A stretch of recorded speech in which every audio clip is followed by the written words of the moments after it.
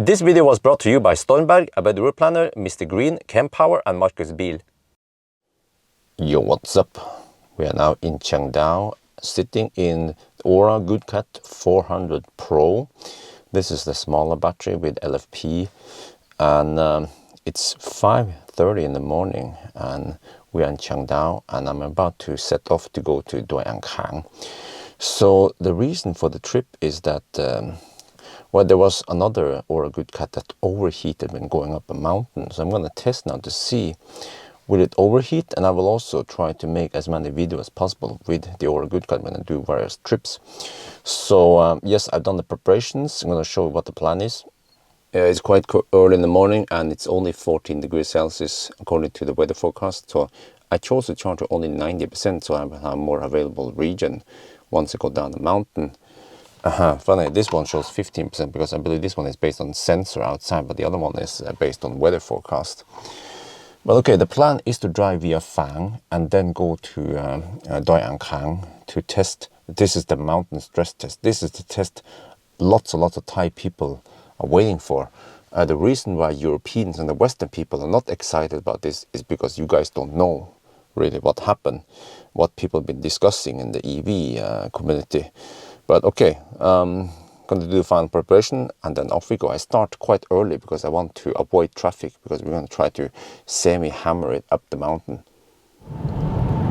We are on the move now. So this is the smooth and twisty part of the stretch before the mountain area. Soon we'll come to the very twisty but also bumpy part, which might not look nice on video. So I have to say, when I try to floor it, there's a slight delay, and I feel like I have less power here than the MG ZS EV, which also makes sense because on paper the MG has way more torque and a little bit more horsepower or power output. I haven't checked the weight of the Ora Funky Cat, but I guess it's also, yeah, semi-heavy-ish, since it has LFP battery, I'm thinking. But man, the headlights, you see here, maybe I didn't get the right impression when I did the range test, because I discovered that the headlights were not correctly adjusted. They were adjusted maybe a little bit too low. You see, like, okay, that was no, it wasn't low, that low, but you see, this is kind of low.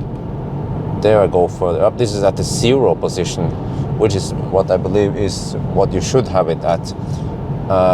And then the 3 position here is when you load the back a lot. Wow, then I see nothing.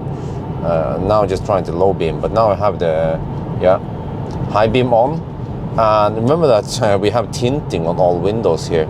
So if you take in account that we wouldn't have tinting when we consider the lights, then actually these headlights are quite good. They're way better than the MG ZS EV. The MG lights are just shit. Is halogen light high beam and LED low beam. I put them in the same category as the classic Ioniq. If you guys don't know MG, you should maybe know classic Ioniq. They are really bad. But these ones, let me give you, I don't drive the regular headlight test route, but you see they shine quite wide and far up also. I like it. Even the low beam is also very nice and wide. And also, well, it's asymmetric because we are driving on the left side, which is the wrong side. So it lights up more on the left side, which is perfectly fine. Okay, now we come to a lit up section. But yeah, and I should also mention the ride in the car. It rides like a Kona kind of. I feel like the suspension of the ride, I don't know much about the suspension, just giving you feedback based on the things I feel, is that it doesn't feel that comfy. Over the bumps, it kind of sometimes leaps over the bumps a bit and bounces a bit. Yeah, has some kind of after bounce or I don't know, is it called rebound? Yeah, but I don't know if this has anything to do with the short wheelbase or whatever, but I feel like, for example, the Stellantis cars or yeah, those cars have better ride, but this one kind of puts it in the same category as Kona or also the Fiat 500. I feel like I'm driving a city car, you know what I mean? Whereas the European cars, they have a nicer and firmer ride. And I actually prefer the European cars, how they have set up, tuned the suspension. But I mean, you can't get what you call again. You can't get in. You can't get få I pose sack. Yeah, you can't get in bag and sack. Okay, but okay. Let me give you guys more impression, because people who are watching this video, they want to know as much as possible with the car, and they want me to give you the feedback. So again, as for the headlights, which is actually somewhat important when you're driving at night, and also in Thailand, since you have tint on the windows, and I'm quite impressed with the headlights. I can try to imagine if we if it didn't have the tint, how much clearer it would look like. But also, I can open the window and take a look. Let's try that. Right now we have, whoa, yeah, okay. I can see through when I poked outside, you know, doggy style, that we have a nice light output. But also I should mention that this car doesn't have a heater, just like most cars in Thailand. So it is 13 degrees outside, and I have HVAC off, but eventually when the windows fog, then I need to run the HVAC or open the window or get rid of the moisture somehow. But for now it's okay. But this is a downside with many cars, that you don't have a heater in here, just like the MG ZS EV. Tesla is one exception, and it has octovalve, and you can actually heat up the car, and you don't have any fogging problem. You can have it nice and hot in here, because yeah, 13 degrees Celsius at night is quite common in the north. Many of my followers, they have no idea how it is in Cheongdao. They've been in, yeah, they might have been in Pattaya, or they might have been in Bangkok, or they might not never have been in Thailand. They've been in other countries in Asia, and they assume the same thing here. But no, dude, it's like over here it feels like a typical Norwegian summer, and also the nights are cold. We are getting close to the foot of the mountain now, near Doi An Khang. So we have to exit the highway and then drive a little bit around here until I start the recording. So you see, I usually start it right before the steep hills arrive, so we get the most of the action. Over here is not too interesting. So now it is 6:30. Well, actually 6:37, so the sun is about to come up, so we will have daylight by the time we start the recording. But I come here early. I always come early because I want to avoid traffic, because once you get stuck behind slow poke, then test is kind of ruined, or kind of, yeah, because you want to stress up there. Since I'm driving alone, I want to offset for the lack of weight in here. So yeah, there you go, Doi An Khang. It's from what I've heard, it's one of the steepest, maybe the steepest climb. It takes around 15 minutes to climb up 1,000 meters elevation. So I'm gonna get ready. I have to set up another camera. We're gonna try to film the infotainment screen here. There's some state of charge and some volts and well, actually no, it's not that, but kilowatt numbers and stuff. So yeah, but okay, let me get ready and set up 2 cameras and do the run. I have to do it twice. And also, yeah, some people say, hey Bjørn, why don't you just record once and do a voiceover? No, it's not the same. Like here, you know, it's not the same if I do a voiceover here and I just reuse the clip, because you want to hear my commentary, you want to hear the sounds, whatever is happening right there and right now. So having a voiceover is definitely not the same. Try to watch a football match, which is a voiceover that was dubbed in different languages, for example. and of course without the ambient. No, I mean I could add the ambient. I could just shut up, of course, and then have the ambient sound there, and then. But again, it's not the same. It's not the initial reaction if something happens, like, oh shit, the car is overheating. You know, it's not the same if you're there versus voice over. Okay, whatever. I think you get my point. Where am I going in? Yeah, left. Right. Yeah, I go. Alright, it's 8 in the morning now. I actually spent, I think I spent almost an hour going up and down the mountain there twice. So yes, I finished the shot. It was interesting. The car actually, the motor actually did overheat, just like what happened with the other guy. But I didn't go to a complete stop. I saw the turtle mode, but I was being careful and I knew what could happen. So and also my driving style was not too aggressive. So okay, at least I've proven that it will happen. So I got what I wanted. So now I'm heading back towards Chengdao again. Should be back around 9, right? Oh shit. Okay.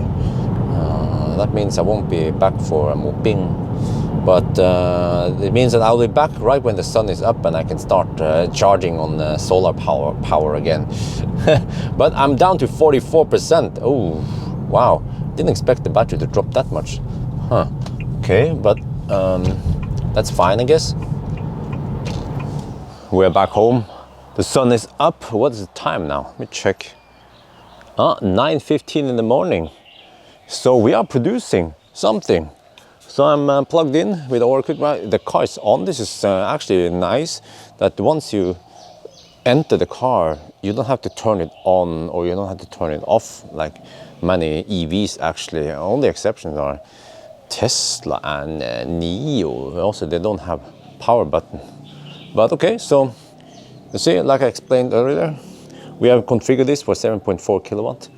One phase, you can see that it's just one phase coming in here. But for cars like this, and also in the future, I'll be getting 7.4 kilowatt. So you can show you here why you have to press OK. Come on. Hey, come on. There. You see? We're getting 17 amp. This is pack voltage. Just the Chinese way of displaying it. So this is roughly, well, what is it? 6.5 kilowatt, I think, roughly.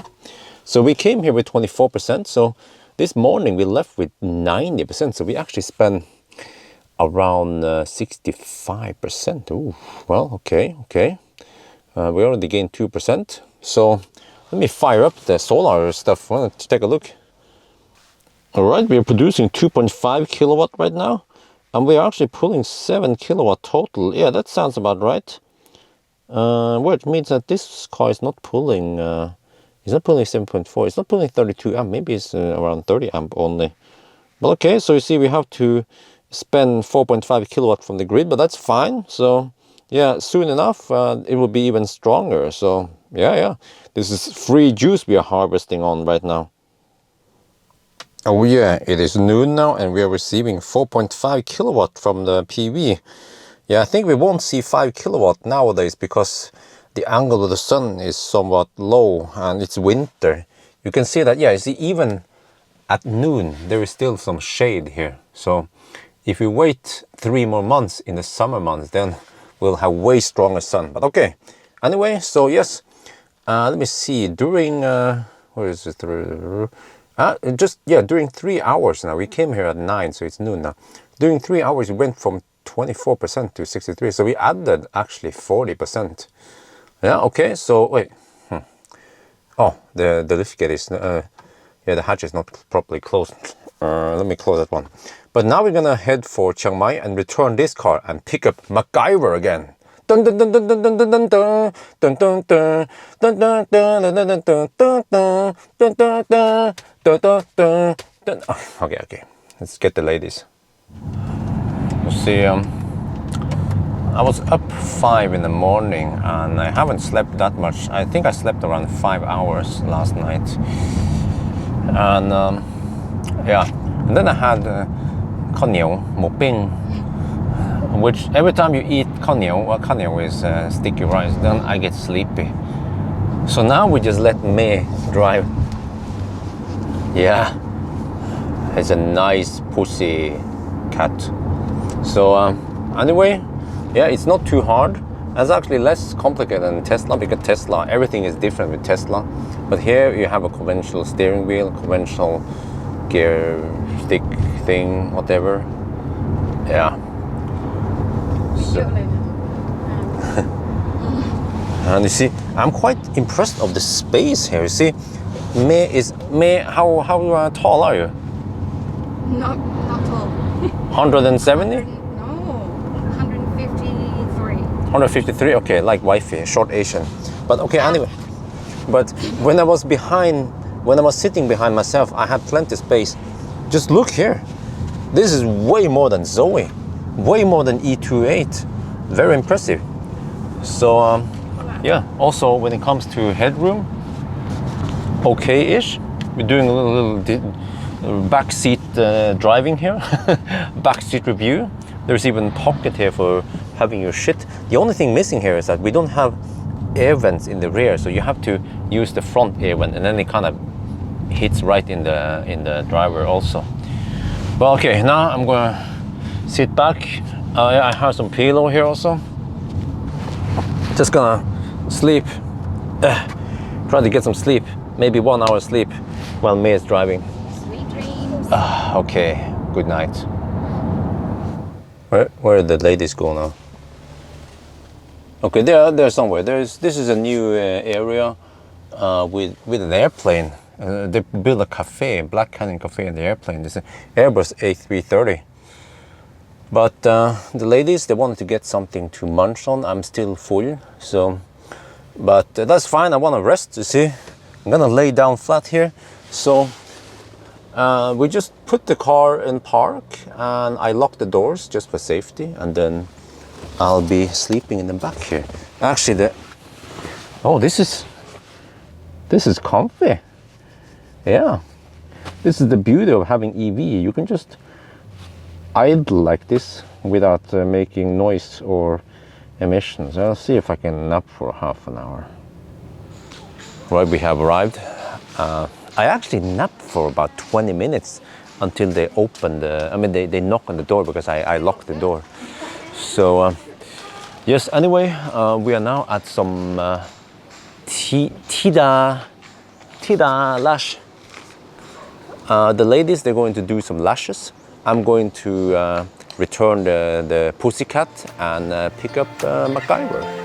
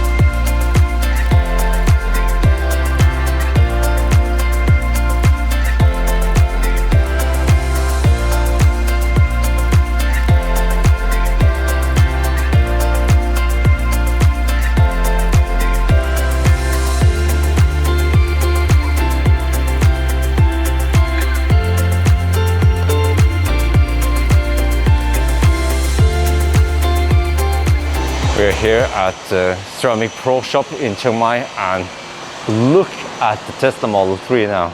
Huh? This is exactly what I wanted. The look of the shininess. Just like MC Hammer.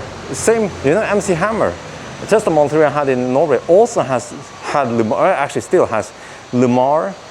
And then that's how you do it. For some people who are confused, why do you have ceramic coating? And because you already have protection from Lumar. Well, the Lumar is to protect the paint.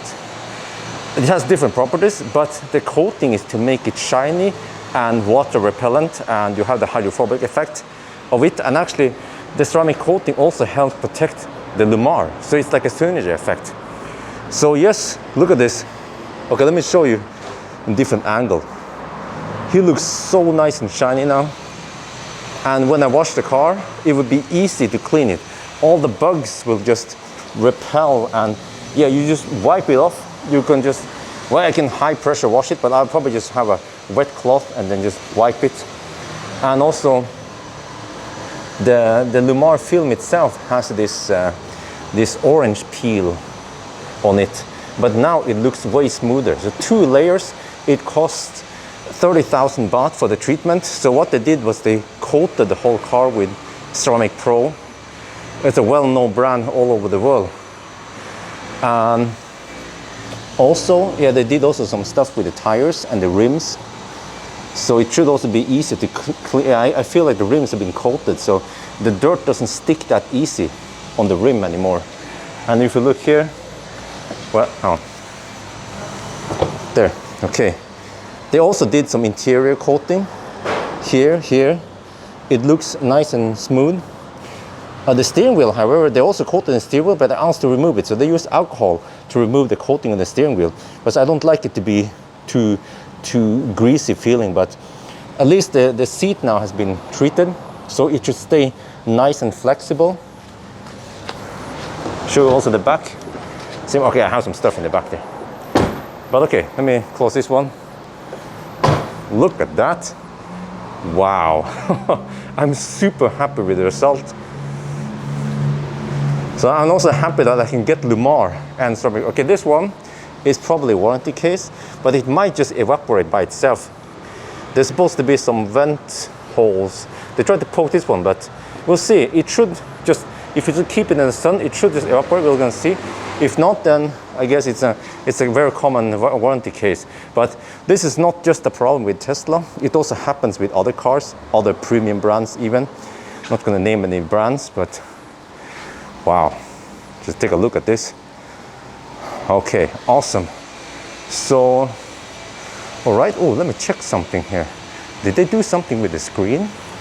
Because I want to check everything now in case they did something. Let's check. No, okay, they didn't. Wait, someone's calling me. Okay, I actually have to go back to the lashes shop. They're already finished. What? Already? Okay, so the Ora Good Cat is awesome. Thumbs up to the shop, the owner. His name is Hun Chon, to lend me the car. So in the future, they will have more of these cars for nowadays they use fossil Yaris, Toyota Yaris, but in the future they will let clients borrow electric car. And normally when you borrow Yaris, you have to refuel it after you return it, before you return, I mean. But with electric, I guess it doesn't matter if you return it with 10%. So, and also just look at the shop here.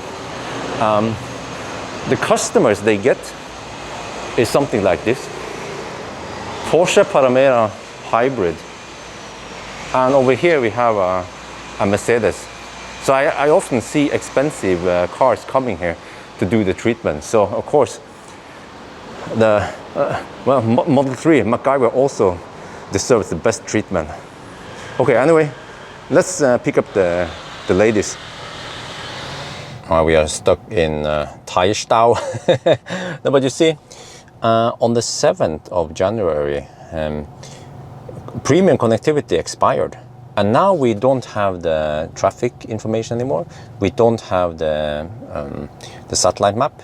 And also you can't use trying to play Spotify here. So you see, it's kind of like, well, I mean, it was not designed like this, because normally you'll be in a country where the Wi-Fi, I mean the 4G package is included, and that's one of the reasons why they limit the data.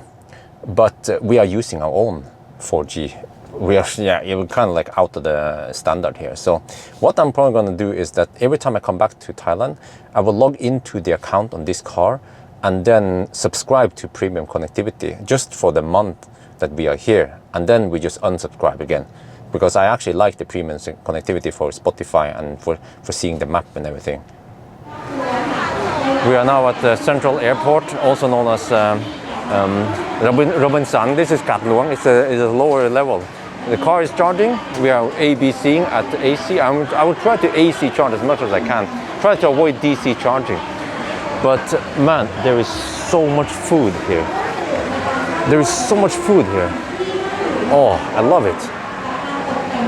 So I guess we'll eat something. Are we getting hungry? I'm gonna miss Thailand because we'll go back in less than 1 week. We have to go back to Norway. So I need to enjoy the Thai food as much as I can.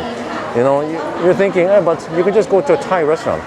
No, the Thai food over here is not the same as what you can find in Thai restaurants in Norway. Lunch for today is both noodle, ก๋วยเตี๋ยวเรือ Look at this. You know, what makes the noodle brown is blood. Wife is going for อันนี้อะไรนะนี่อ่ะ ผัดหน่อไม้แกงหน่อไม้ bamboo stuff. Right, all good. So now we just head back and chill, and that's it. We're getting close to returning back to Norway now, but I wish I could stay longer. I feel like the business here is not done yet. I haven't gone to the big ass floating solar cell farm in Isan. I haven't tried the electric ferry in Bangkok. I haven't. What else? Yeah, I haven't checked out the electric ATV in Doi Sotep. There's still lots of stuff. I haven't gone to the Deco factory yet, so man, I wish I could stay here 1 extra month, but okay. But that's going to be it for this episode. Hope you guys enjoyed the video. As always, thank you for watching and talk to you later.